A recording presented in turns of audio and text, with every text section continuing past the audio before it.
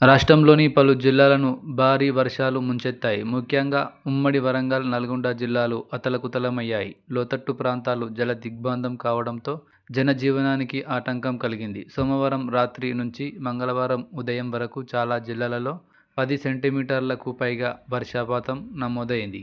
అధికంగా వరంగల్ జిల్లా సంగెం మండలంలో 21.8 సెంటీమీటర్లు నమోదైంది. 12 ప్రాంతాలలో 10.7 సెంటీమీటర్లకు పైగా కురిసింది. వేర్వేరు ఘటనలలో ఇద్దరు మృతి చెందగా 3.5 గంటల పాటు కుండపోత వర్షంతో వరంగల్, హన్మకొండ ప్రాంతాలలో 40 కాలనీలు జలమయమయ్యాయి. ఉమ్మడి నల్గొండ జిల్లాలోని 73 మండలాలలో వర్షం కురవగా సూర్యాపేట జిల్లా నాగారంలో 19 సెంటీమీటర్ల వర్షపాతం నమోదైంది.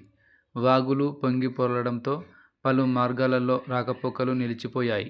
రానున్న 3 రోజుల 72 గంటల పాటు పలు జిల్లాలలో భారీ, అతి భారీ వర్షాలు కురుస్తాయని వాతావరణ శాఖ రెడ్ అలర్ట్ ప్రకటించింది. పశ్చిమ మధ్య వాయవ్య బంగాళాఖాతంలో బుధవారం ఏర్పడనున్న అల్పపీడనం శుక్రవారం నాటికి మరింత బలపడనున్నట్లు వాతావరణ శాఖ అంచనా వేస్తుంది. ఈ ప్రభావంతో బుధవారం యాదాద్రి భువనగిరి, జనగామ, హన్మకొండ, వరంగల్, మహబూబాబాద్ జిల్లాలకు, గురువారం వికారాబాద్, సంగారెడ్డి, మెదక్ జిల్లాలకు రెడ్ అలర్ట్ ప్రకటించారు. వచ్చే 72 గంటలలో రాష్ట్ర వ్యాప్తంగా భారీ నుంచి అతి భారీ వర్షాలు పడతాయని వాతావరణ శాఖ హెచ్చరించిన నేపథ్యంలో అధికారులు, సిబ్బంది అందరూ అప్రమత్తంగా ఉండాలని సీఎం రేవంత్ రెడ్డి ఆదేశించారు. ఎస్వీ ఛానల్ను లైక్ చేయండి, షేర్ చేయండి, సబ్స్క్రైబ్ చేయండి.